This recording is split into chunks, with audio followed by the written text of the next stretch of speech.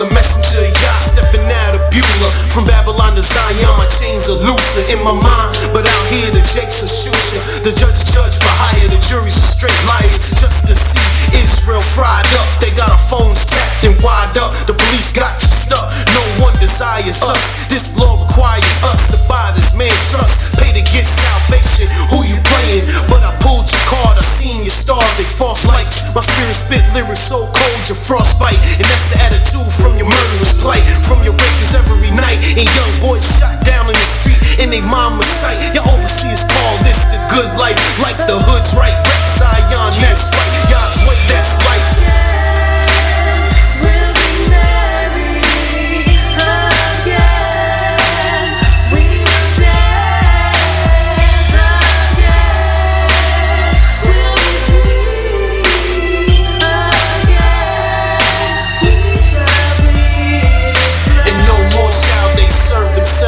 The ships of Tarshish, the glory of Lebanon will offload to Yah's land. That's what we stepping on. The next plane won't miss the Pentagon. The bees is dying, Florida is drying. Look like death coming to Babylon. The nation about to be born. A pure language giving the call on the name of Yah. All people will serve the sun, the black supremacist. No hippie on the stick, looking like Dennis the Menace. The demon is finished when the wicked fall, the meek increase. Israel is free. Rejoice in the death of the beast, the resurrection of Yah's people. All your children will be righteous, walking in Yah's likeness, mirth and happiness. All glory in the land that Yah is blessed. See the truth manifest in Yah's elect.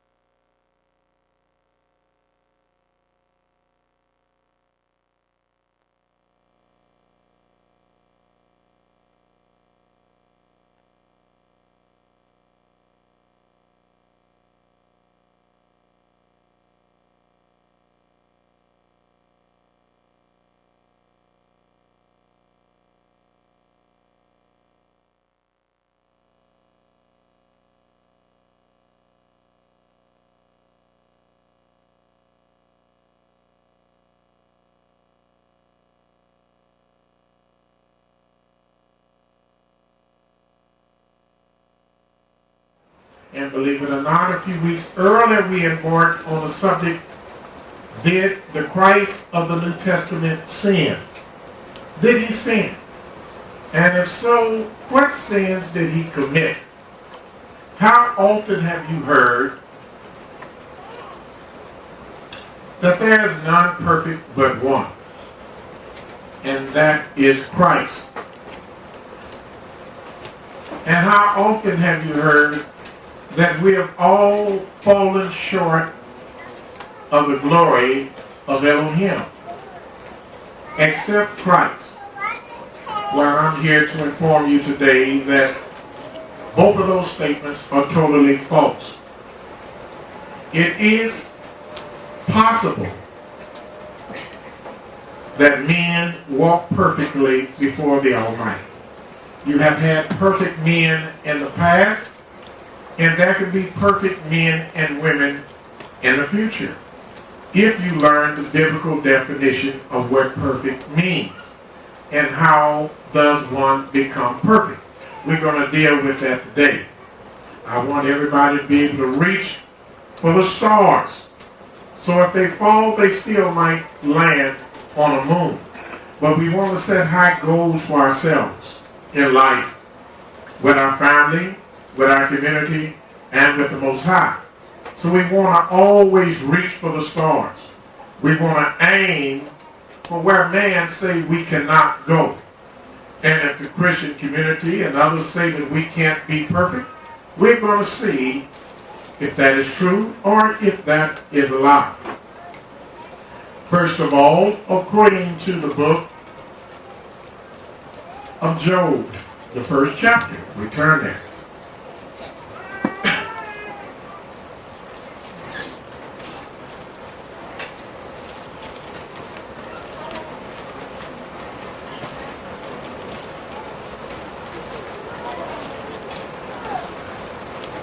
According to the book of Job, the first chapter, would you begin, allow everybody to get to the first chapter, and then we're going to read a few things together.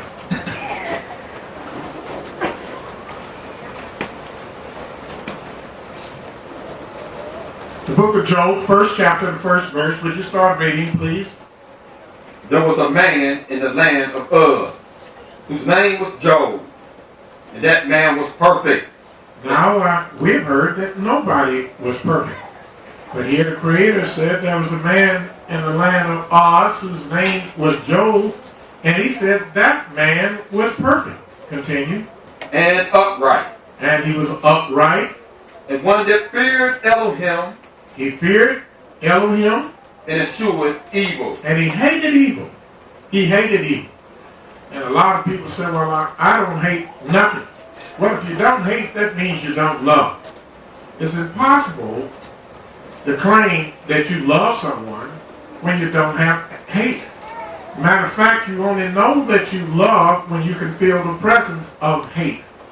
Like me saying, I love this young man, but at the same time, I love people also that abuse children.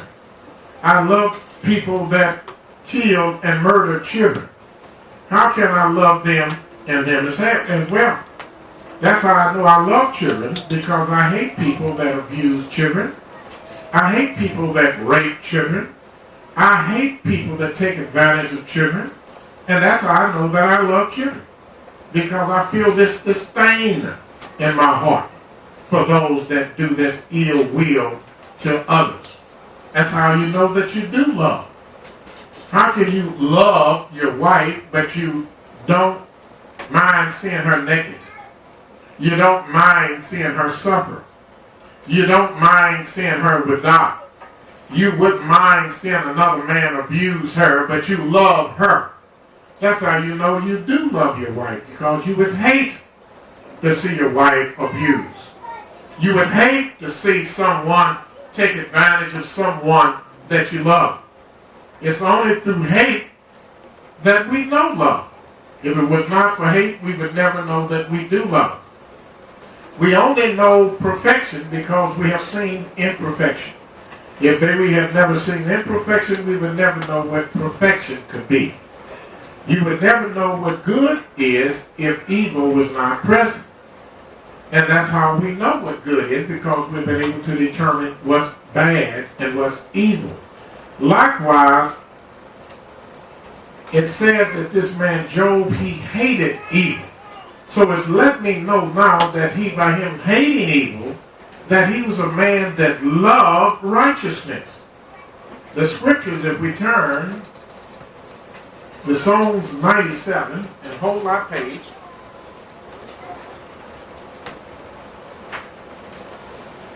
Psalms 97.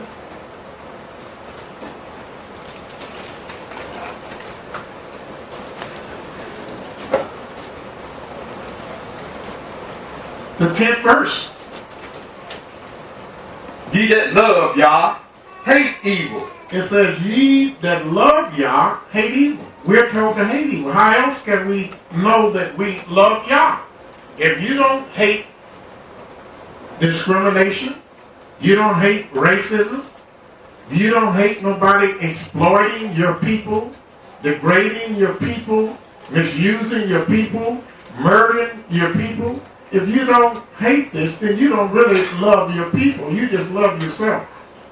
Because you can't love your people and love and don't mind seeing these atrocities committed against those. So that's how we get to bury. That's how we know our perspective, by our feelings. Going back to the book of Job.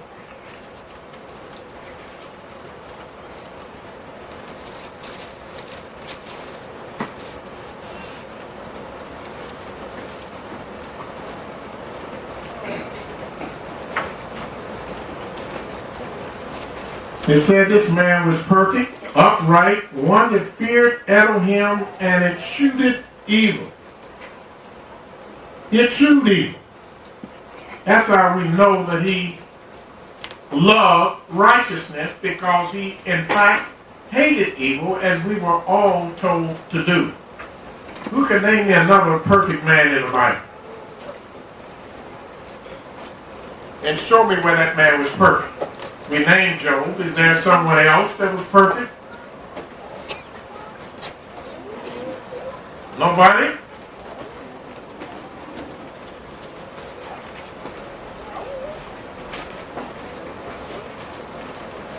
We turn to the book of Genesis, the 17th chapter, the very first book in the Bible. Going into Genesis 17 and 1. And when Abram was 90 years old and 9, Yah appeared to Abram. In other words, he appeared to him. Now, according to the New Testament, nobody can see the Most High. And of course, that's what the devil wants you to believe. He wants you to believe that the Almighty is just a spirit. And if you believe the Almighty is just a spirit, then consequently, you'll start believing that the devil is just a spirit. But that's how you know that we have physical things, because there's spiritual things. If there's a physical world, there must be a spiritual world existing. But right here, he said this man Abram was what?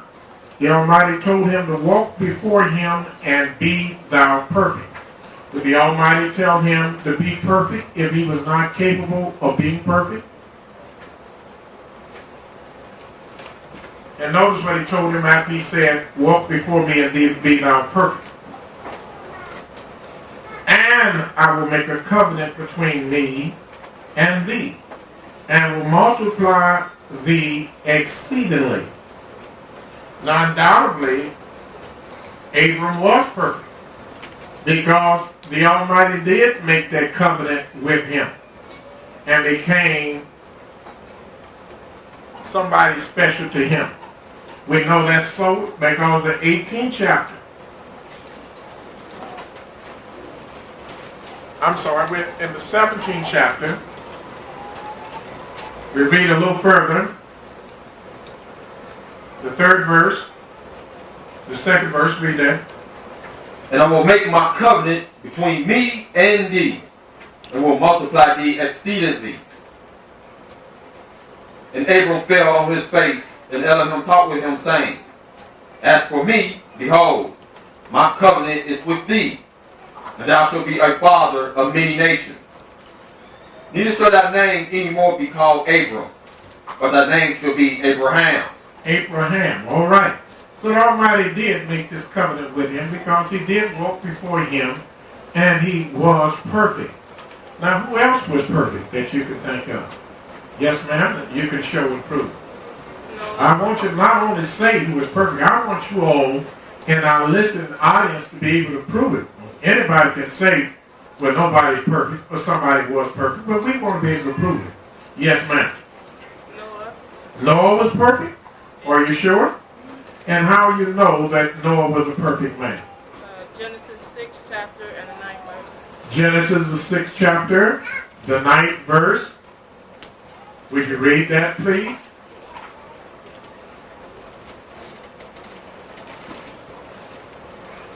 These are the generations of Noah. Noah was a just man and perfect in his generations. He was a just man and perfect in his generation. Yes, he was a just man and he was very perfect. He was very good. Now, who else can name a perfect man? Yes, sir, Ellen? 1 Kings 15 and 14. 1 Kings 15 and 14.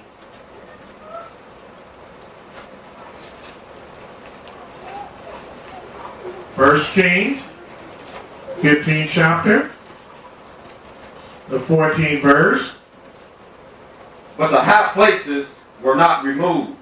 Nevertheless, Asa's heart was perfect with Yah all his days. In other words, King Asa, it said his heart was perfect with Yah all of his days. All his days, his heart was perfect with Yah.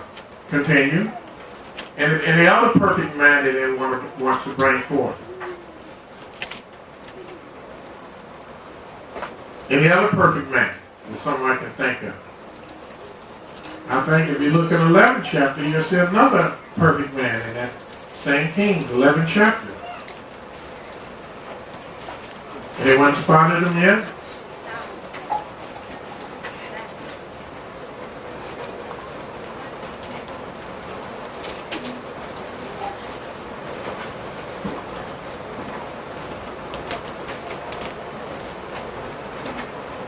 Well, according to 1 Kings, the 11th chapter, the 4th verse.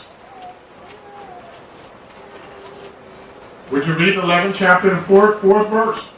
For it came to pass, when Solomon was old, that his wives turned away his heart after other deities, and his heart was not perfect with Yah his Elohim, as the heart of David his father. In other words, to let you know that David's heart was perfect. And Solomon, even though he was a wise man, very honorable man, that his heart was not perfect with Yah, as was David, his father. Now, David had a perfect heart.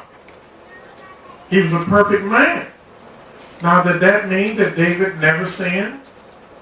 It don't mean that at all. David had sinned.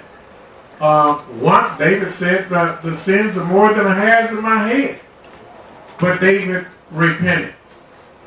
David turned from his sins. As all of us would have to do one day if we want to strive to be perfect. We have to turn from our sins. Let us look and see what is required for a person to turn from his sins, be forgiven of all their sins, and be righteous before Yah. Let us turn to the book of Ezekiel, the 18th chapter.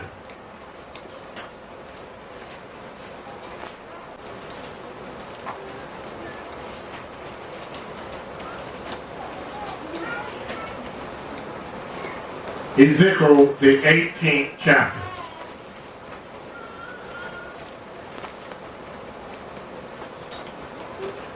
I want you to start reading at the 20th verse, please. The soul that sinneth, it shall die. It didn't say the soul that sinned and turned to Christ or turned from Christ would die. It said the soul that sinneth, it shall die. Now, for our Christian community that is listening, let us define what sin is. The Holy Scriptures define sin as an offense that requires a sacrifice. Any offense is a sin. That's the definition of sin according to the Holy Scriptures, or the so-called Old Testament. Now, it's very important for us today to understand the definition of sin in the New Testament as well. So therefore, I would like you to turn to 1 John. Go to the book of 1 John, the 3rd chapter. And let us define sin from the perspective of the New Testament.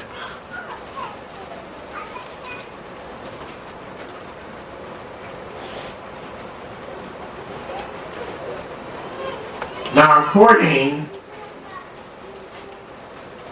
to 1 John, the 3rd chapter, their definition of sin is recorded in the 4th verse.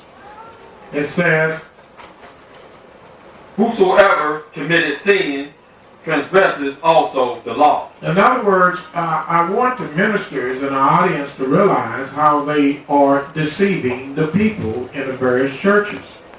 You're teaching the people that they are not under the law. They don't have to worry about keeping the Sabbath day.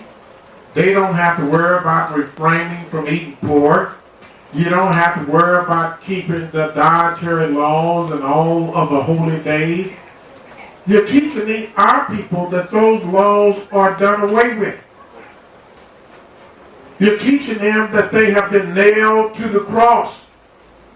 But your own book is testifying against you. It says, whosoever commits sin transgress also the law. In other words, it's impossible to sin except by breaking the law. And it goes further for saying, for sin is the transgression of the law. So you don't teach the people one day that you don't sin, that you shouldn't sin, and then in the next breath you teach them that the law was done away with. Well, if the law was done away with, it is totally impossible to sin. How can you sin if there is no law? But sin is the transgression of the law. And you're teaching people that sin, law is done away with, but every day you want to rob the people, you tell them to bring the tithes, that you must collect tithes. Well, that's part of the law. And if the law is done away with, then certainly tithes are done away with, when tithes are just one of the statutes of the law.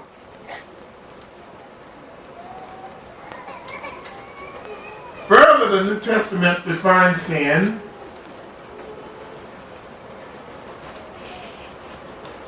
in the 5th chapter of 1 John is another definition for sin, which covers everything. Because all sin is not just a transgression of the law. All unrighteousness is sin, according to the 5th chapter, the 17th verse. It says all unrighteousness is sin, and that is absolutely so. Anything that is not right is an offense to the Almighty. And anything that is an offense to the Creator is sin. So once we have established what sin is, and we know clearly it's impossible to sin if you're not under the law. If the law is done away with, then there is no sin. If the law is done away with, then we can commit adultery. If the law is done away with, we can kill. If the law is done away with, we can steal. If the law is done away with, I don't have to honor my mother and father. But we do these things because this is part of the Almighty's law. And look how the world has done the Creator. That's reason years ago the hippies had a saying out that God is dead. They felt he was dead because all the churches were teaching that the law is dead. And what is the law? We know what sin is. Sin is a transgression of the law. Now what is the law? The law is the words of the Most High. And if the law is done away with, that implies that the Almighty is done away with. If the law is dead, then Yahweh is dead. That's exactly what it means. So no wonder they had a big thing going, God is dead. You can do anything you want to. All you have to do is believe in JC. Believe he has died for your sins and you'll be saved. How is that going to help the sick child molester? Because he believes in JC. And believes that JC died for his sin, but he's still molesting children. He's still raping little children. How did that aid him? And the reality is, it didn't. So we wanted to define what the law is, and I also wanted to define sin. Now we reach the most important chapter in our discussion is, since I just disclosed to you that there were various perfect men in the Bible, there was Noah, there was Job, there was King David, King Asa, just to name a few, we have to understand, was Christ perfect? Since we have always heard that there is none perfect but one, and that is Christ. Now we must determine if Christ is perfect. And to be perfect, he had to be able to walk with the Almighty, and he had to be able to keep the Father's commandments. And the reality is, no, he was not perfect.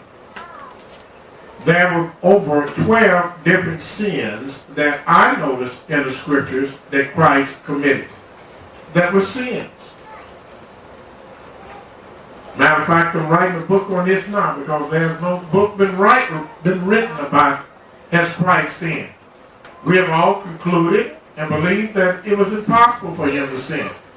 And I quickly noticed 12 different sins. But before I am able to show you the sins, I have to bring to your understanding what sin is.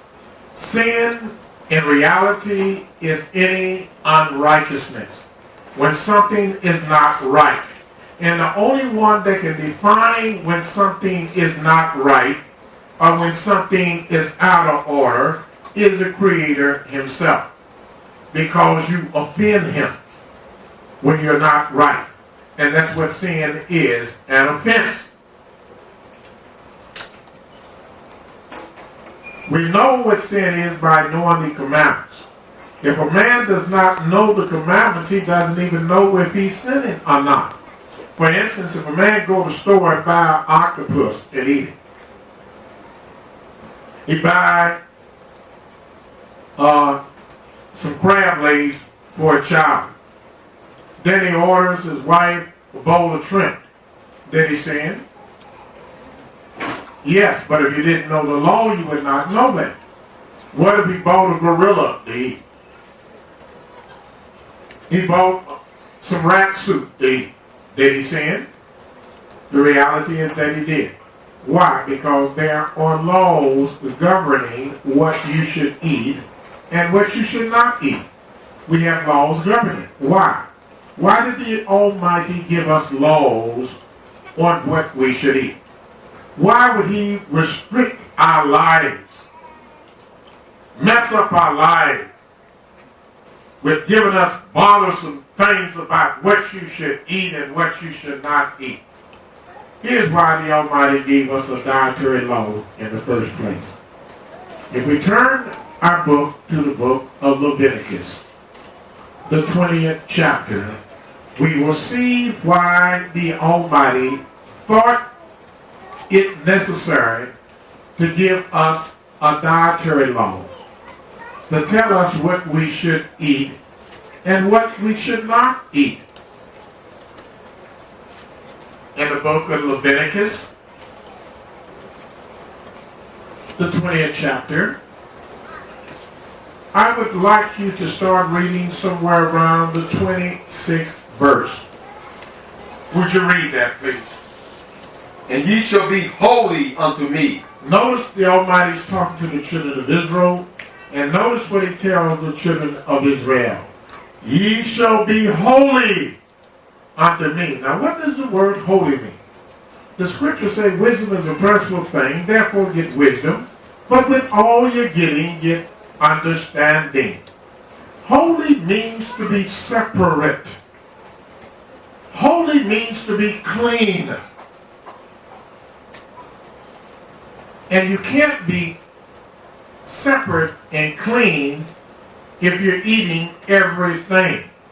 The Almighty said, ye should be holy unto me. Continue. For I, Yah, am holy. Because I'm holy. And if you want to walk with me, you have to be holy. For the scriptures in Amos, the 3rd chapter, the 2nd verse reads, how can two walk together except they be agreed?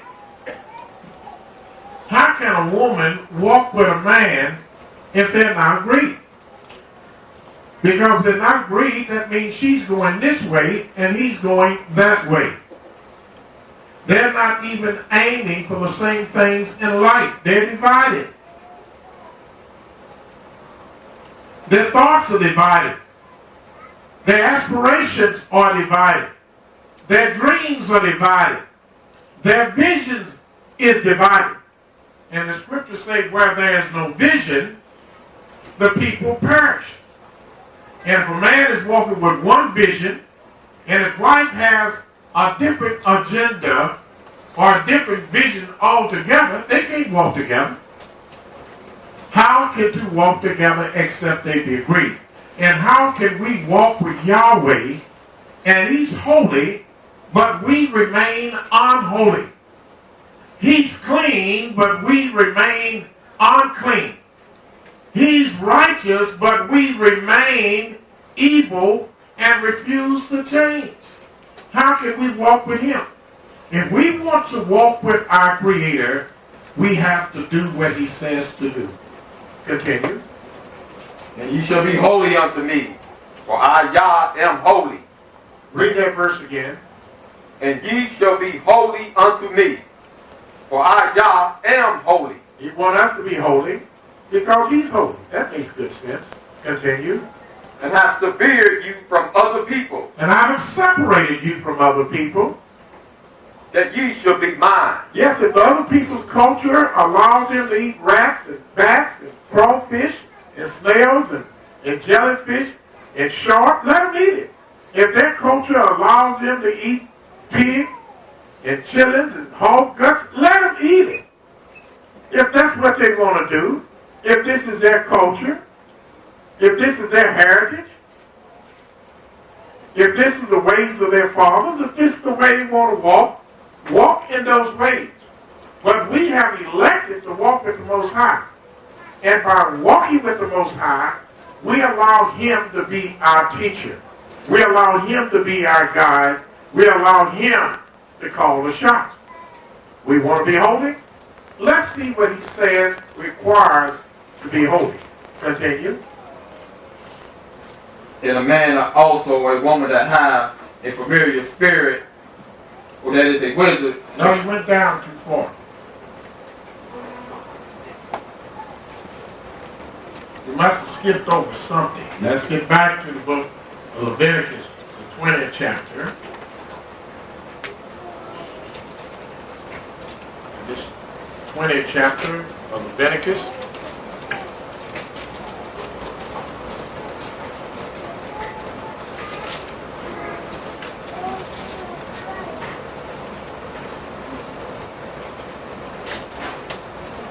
It says,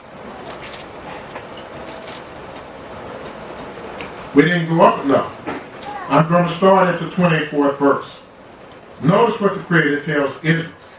But I have said unto you, ye shall inherit their land. I will give it unto you to possess it. It is a land that floweth with milk and honey. I am Yahweh, your Elohim, which have separated you from other people. I wanted you to be different. I wanted you to belong to me.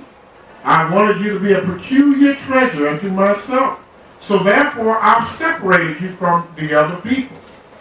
The 25th verse. Ye shall therefore put difference between clean beasts and unclean. So he told us to find out from him what's clean beast and what's an unclean beast. And I want you to put a difference between clean beast and unclean. And between clean fowls and unclean.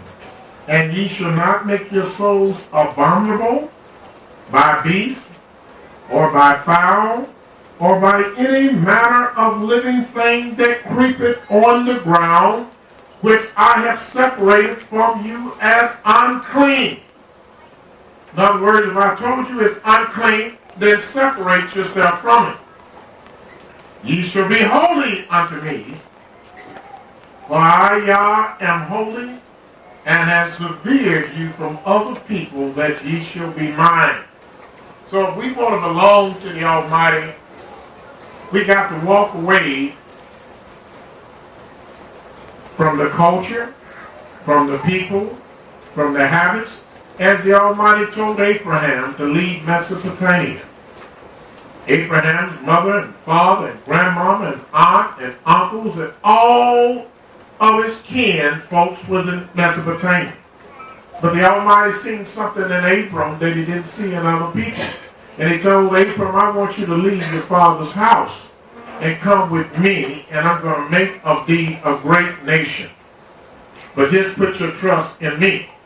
And when you follow me, I want you to separate yourself from things that I call evil. So the things that they were doing in your culture, you separate yourself from them.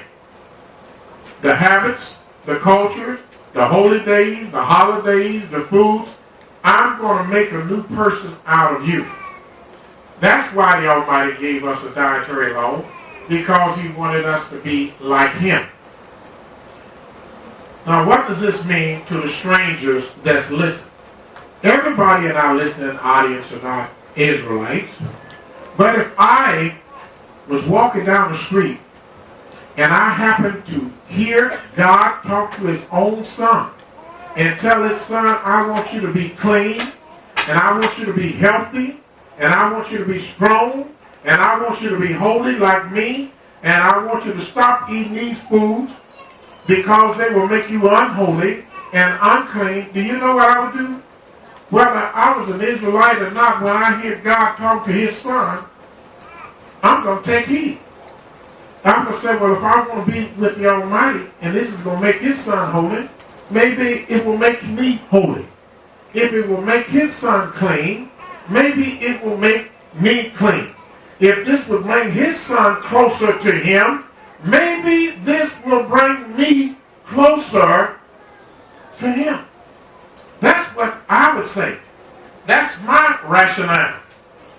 Now, I might be wrong, but that's just the way I would figure things out. If I was a stranger and walked by and heard the Almighty talking to his son, I would want to do and obey the laws that he gave to his son. I wouldn't have the attitude that these preachers and ministers have and say, well, they were given that law because they're Jews. We're not the Jews. So we don't have to eat like that. We don't have to avoid pig and dogs and hogs and rats and cats. We can eat anything we want to. We are not no Israelites. That's for those people. Well, who are those people? Those people that he spoke of is the people that the Almighty said is the apple of his eye. And who would not like to be like the apple of the Almighty's eye? In my opinion, other than a so-and-so. Now let's understand why the Almighty gave us a dietary law. He gave us laws, period, because he wanted us to be holy like he was holy.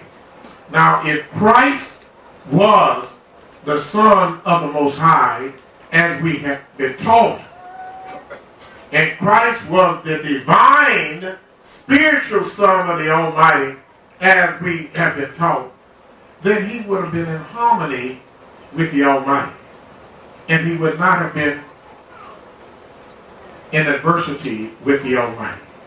He would have been walking with the Creator and not walking against the Creator, as I will soon show you that he did. But I wanted us to get a few definitions understood. What is a law? What is sin? And why the Almighty wanted us to follow his laws in the first place.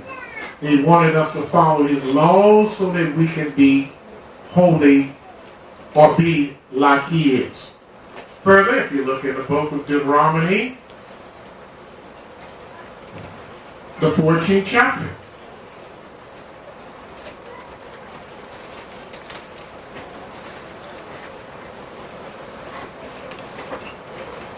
Notice what it says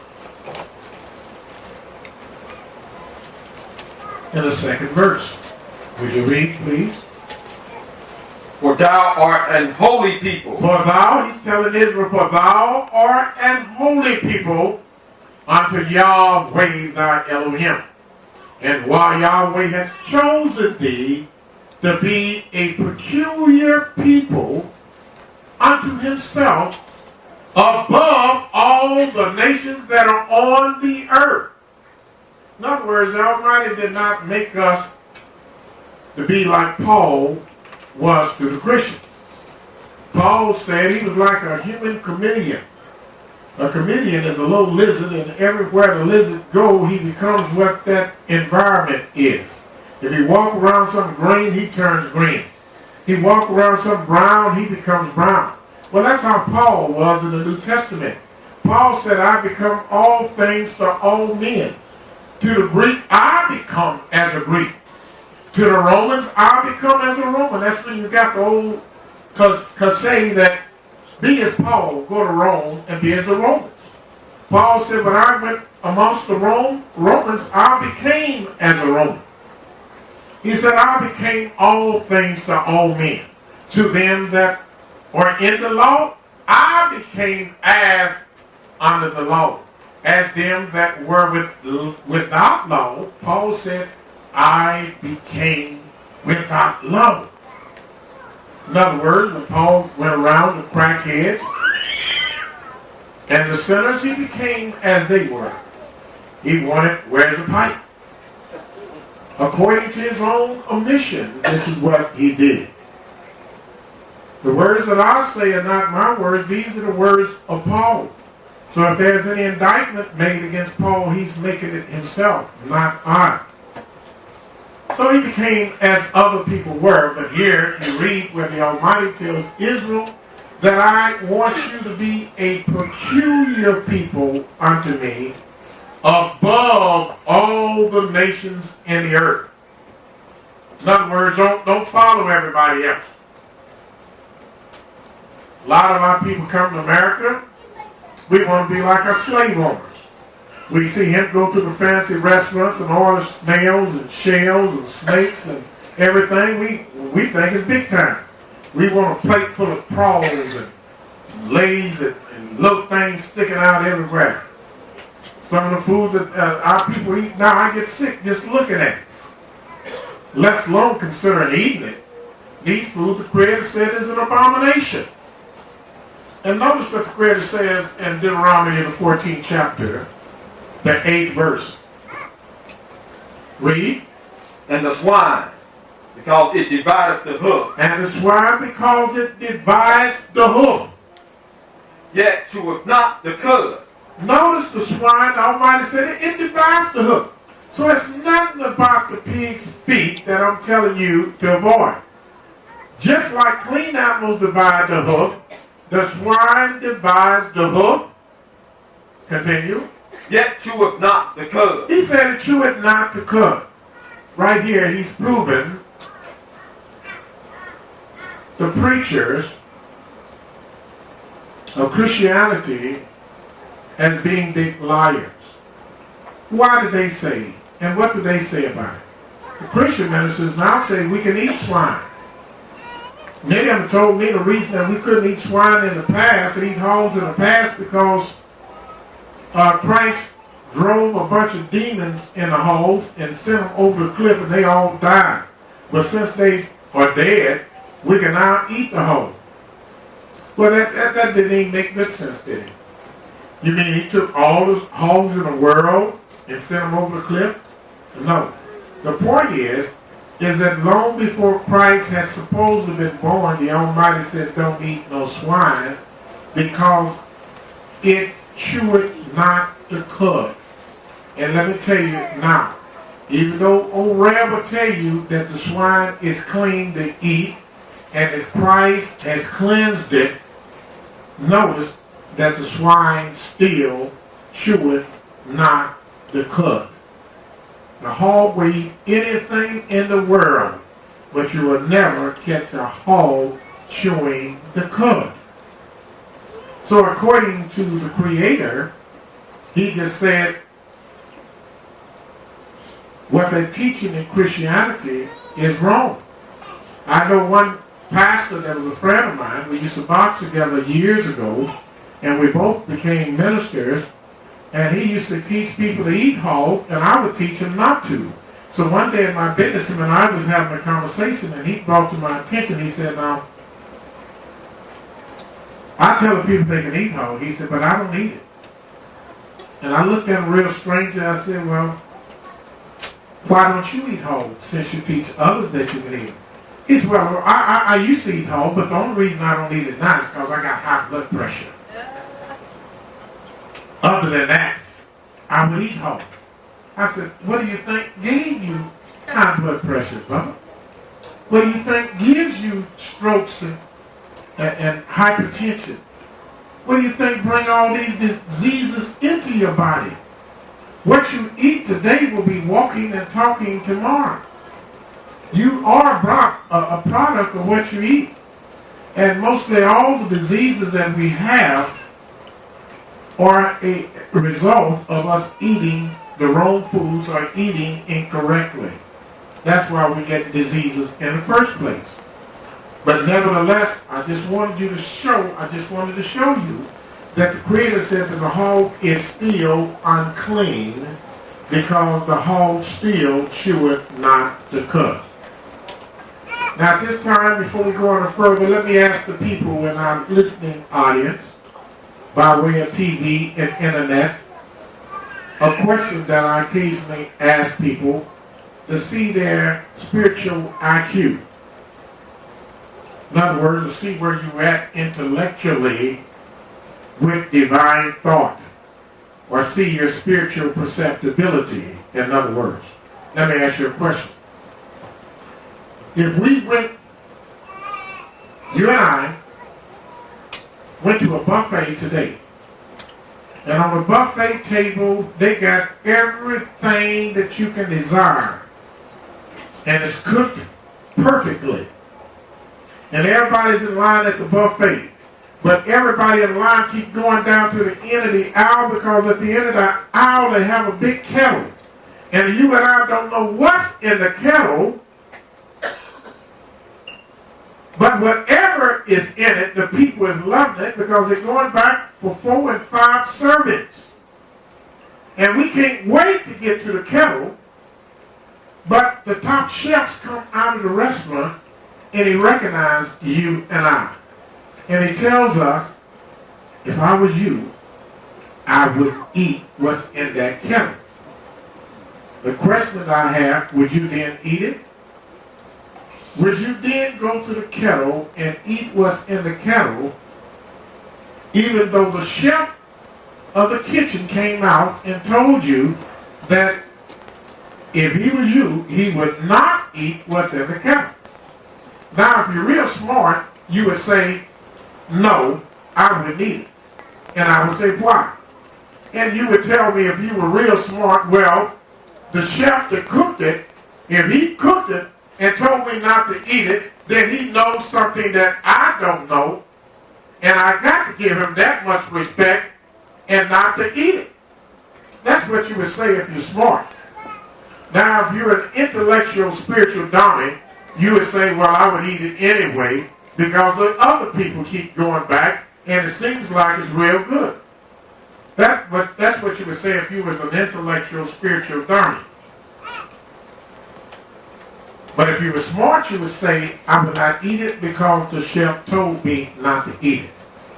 Now, my question to those people that are smart, would you give a chef of a restaurant more respect than you would the Almighty? The chef of the restaurant could be lying, but the Most High does not lie. He does not lie. The chef of the restaurant could deceive you, but the Most High never deceives us. Now, the Most High, who created everything, told us that he's going to bless us and allow us to eat the good food and the good things of life, and told us not to eat the whole. Well, many of our people will obey the chef of the restaurant where they would not obey the Most High. In other words, they would show the chef more respect than they would the creator of the heaven, the earth, the sea, and all that therein is. And my common sense would tell me, if the Almighty created every animal on this earth, and he told us to refrain from eating certain animals, that I would take heed to what he said. Matter of fact, I would take heed to him even quicker than I would the chef that cooked the food. Because the Almighty has the capacity of blessing us where the chef can't. So I would listen to the Most High. Most of our people would listen to the chef, but when it comes time to open the Bible and see with their own eyes where the creator of the universe said, don't eat no swine, they will go out and do exactly what the Almighty said not to do. This is called disobedience. This is called rebelliousness. And the Almighty said rebelliousness to him is as the sin of what? Witchcraft. You might as well be practicing witchcraft as to show rebellion against the Creator. Now let's turn to the book of Matthew and let's get right into the nitty-gritty. I said that Christ broke some of the commandments of the Bible. And you need to ask me where. I want you to hold that 5th chapter, then I'm going to show you some other ways. Because it is said that there are over 300 different commandments in the Bible. In other words, there's over 300 different ways a man can sin. And I'm glad that we have an Elohim that's wise to be able to direct our lives in the manner that he has. He can tell us what kind of material to wear. Because anytime you offend your body, you offend him. And sin is an offense. And he didn't want you to offend him in any way.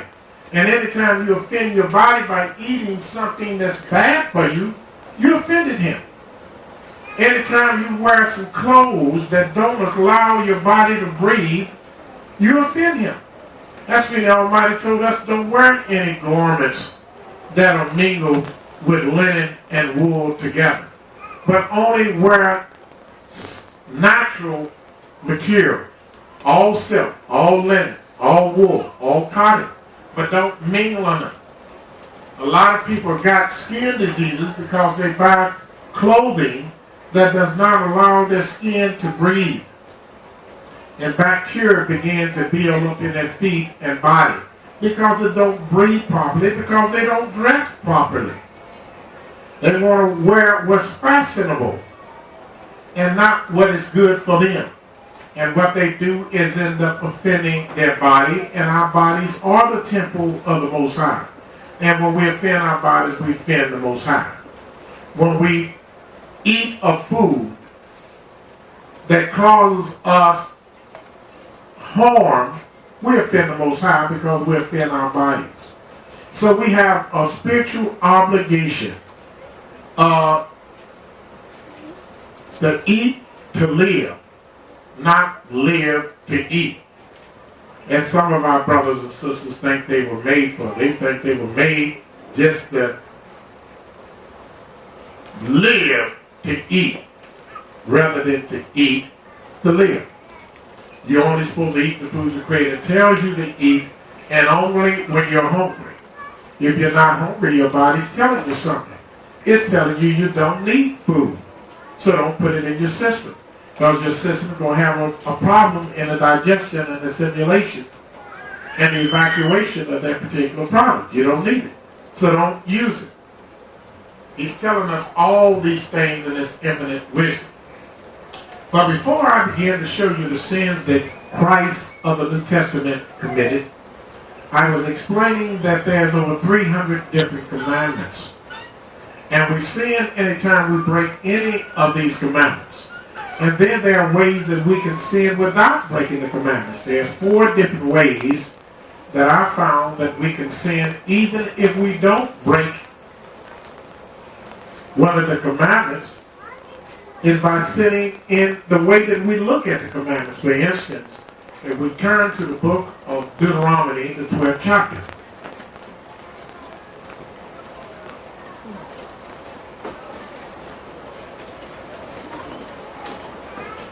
And the phone calls that we have received from around the United States as a result of our program that we're broadcasting around the world has been astronomical.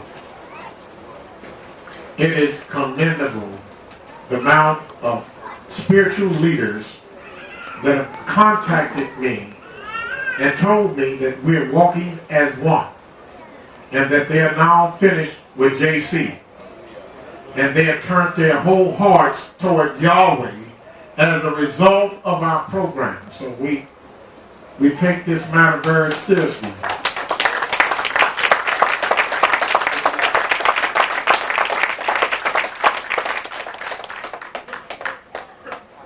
And I appreciate the perseverance and the tolerance that some of you all show and display where I'm teaching, because oftentimes I'm teaching things that many of you all are very familiar with. Many of you all heard me teach before. But because of the nature of our program, many things that you all know we're going to have to teach over and over to make sure that everybody knows. And this is one of the occasions, because the Almighty said his word shall be magnified.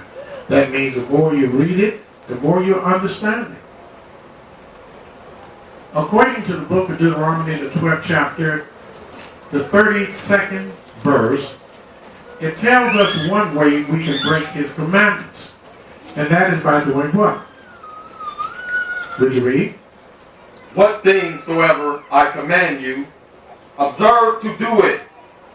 Thou shalt not add thereto, nor diminish from it. He said, what things soever I command you, observe to do it. Thou shalt not add any words to this law, nor diminish any words from this law. So one way we sin is when we have a law, such as the law of adultery, and then we add something to it. We have sinned. Or we take something from that law, we have sinned. Let me show you how Christ broke this particular law. Let's go to the book of Matthew, the 5th chapter.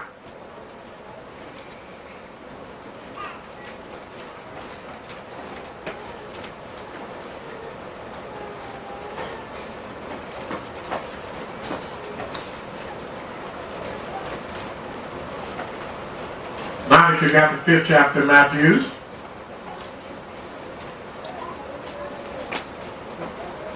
I'm going to go to the book of Leviticus, the 20th chapter. Hold that with your finger. Go to Leviticus, the 20th chapter. Because in the commandments we find one law says, thou shalt not commit adultery. But what is adultery? Does that mean don't marry a woman before she's 22? Does adultery mean to throw an egg up in the air at 1 o'clock at night? What does adultery mean? We have all heard various things, and many of us have jumped to various conclusions. But did we ever look up the definition of adultery or look in the Bible and see if adultery defined itself other than thou shalt not commit adultery? Let's find out what adultery is. According to the book of Leviticus, the 20th chapter, the 10th verse, it says, and the man that committed adultery with another man's wife. So we see it's something that a man got to do with another man's wife. What does it mean? Does it mean he's cooking for another man's wife?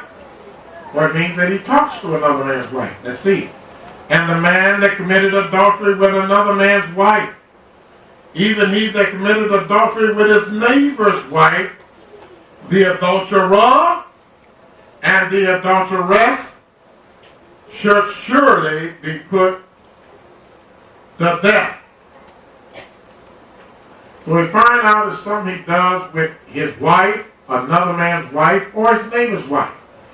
Now let's go a little further. Let's go to Deuteronomy, the 22nd chapter, where we find this thing being broke down.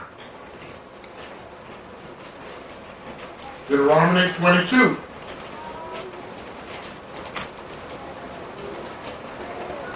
Then it gets into the gist of defining what it is. According to Deuteronomy 22nd chapter, the 22nd verse, it reads, if a man be found lying with a woman married to an husband. Notice, if a man be found lying with a woman that is married to a husband, then they shall both of them die. Then both of them shall die. Both the man that lay with the woman. Both the man that lay with the woman. And the woman. So shalt thou put away evil from Israel. So we find out that one way to commit adultery is to lay with a woman that's married to a husband. But there's another way to commit adultery as well. Notice the 23rd verse.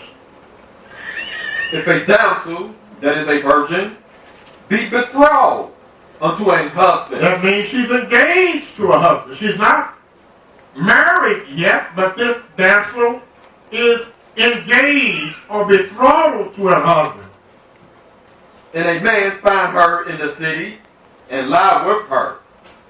Then you shall bring them both out unto the gate of that city, and you shall stone them with stones that they die. The damsel, because she cried not, being in the city, and the man, because he hath humbled his neighbor's wife. So thou shalt put evil away from amongst you. Notice, and the man, because he humbled his neighbor's wife, so shall I put evil from amongst you. So adultery is when you sleep with another man's wife, or you sleep with another man's fiancé, as we say, anytime he's engaged. That is adultery. Adultery is not a man with a single woman, but a man with a married woman or a woman that is engaged. That is adultery. Are there any questions on anything that I've taught today? And if not, hallelujah. With all of your heart and soul, if you know you fear Yah, then you're walking His ways. Love Yah, serve Yah. With all of your heart and soul, if you know you fear Yah, then you're walking His ways. Love Yah, serve Yah. With all of your heart and soul. There's no other way I wanna walk in a perfect way with the spirit of the fear of Yahweh. Israel's a servant and not a homeborn slave. America's been the land of our graves. All of us is confused, manipulated, ridiculed, and abused. Toy with and used, heart is bruised, sold on the ghost and worshiping cartoons. We even shook from a bada boom. Fake noise and fake news, fake results. But Yahweh's a true result and resolution, the true revolt and revolution. When we stand as Yah's army, embracing the conclusion to all men, keeping the word of Yah with all our heart and soul, and no one else has us under their control. If you know you fear Yah, then you're walking His ways. Love Yah, serve Yah. With all of your heart and soul.